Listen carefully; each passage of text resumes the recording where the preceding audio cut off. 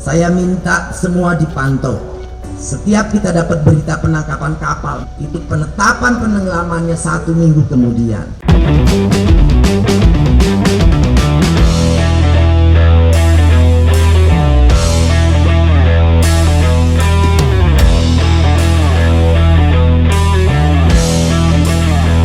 Tenggelamkan.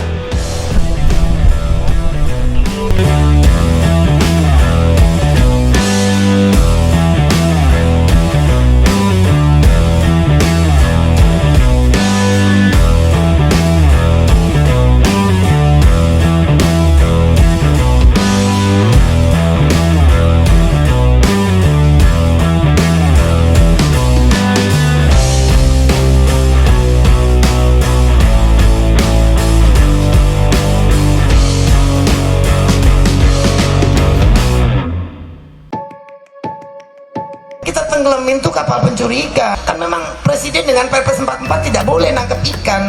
Berbeda pendapat biasa, tapi saya menjalankan perintah undang-undang dan presiden.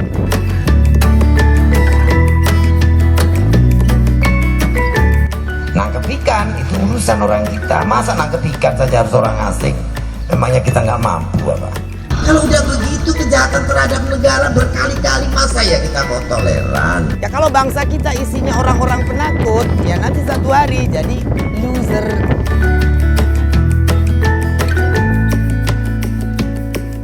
Saya sengaja memindahkan komando penenggelaman 82 kapal di 12 tempat adalah ingin menunjukkan bahwa di Maluku pemerintah Indonesia tetap berdaulat dan NKRI tidak boleh kalah oleh mafia illegal fishing.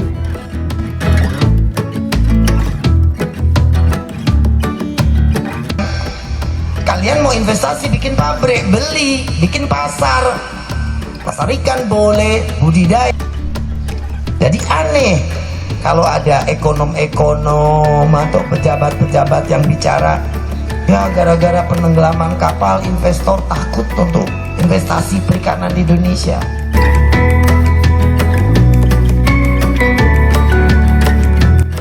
You remember, dulu saya ditawarin 5 triliun, saya tidak mau.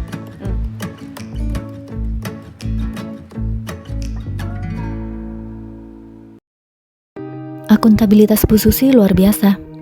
Beliau melindungi wilayah zona eksklusif ekonomi perairan dan kelautan Indonesia. Bangsa Indonesia, khususnya para nelayan, diajarkan untuk tidak takut. Komitmen mutu yang dimiliki beliau juga tidak main-main.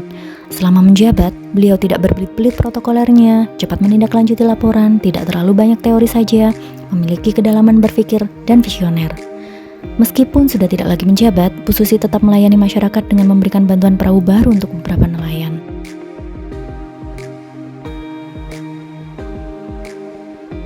Sikap nasionalisme yang dimiliki Susi Pujiastuti tidak hanya dimiliki ketika beliau menjabat menjadi Menteri Kelautan dan Perikanan. Bahkan sebelum menjadi Menteri, sejak tahun 2005, Susi Pujiastuti sudah meneriakkan anti pencurian ikan ilegal. Ketegasan beliau dalam memerangi kapal ikan asing ilegal menjadikan ekspor perikanan Indonesia naik dan neraca perdagangan ikan menjadi yang tertinggi di Asia Tenggara pada tahun 2015. Penenggelaman kapal-kapal ilegal tersebut adalah bukti bahwa Susi Pujiastuti berdedikasi untuk melindungi wilayah perairan Indonesia untuk masa depan bangsa.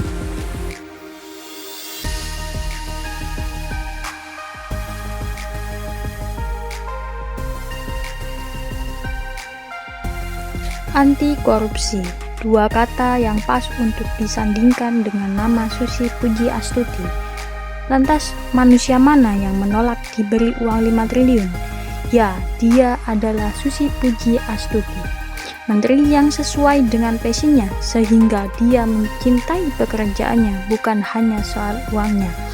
Orang yang benar-benar teguh pada pendiriannya, menenggelamkan kapal-kapal asing. Segala bentuk illegal fishing tidak ada celah untuk masuk ke lautan Indonesia. Jelas, tanpa keraguan, nilai anti korupsi pada diri Susi Pujiastuti patut untuk diapresiasi. Etika publik selama beliau menjabat juga tidak kalah penting untuk diperbincangkan. Ia termasuk menteri yang punya kinerja yang baik. Sikapnya yang tanpa pencitraan dapat menarik perhatian publik. Gayanya yang nyentrik dan kerjanya yang baik, kita langsung bisa membayangkan seperti apa sosok Ibu Susi Pujiastuti. Ini yang harus menjadi teladan kita semua untuk membentuk nilai-nilai aneka pada diri kita.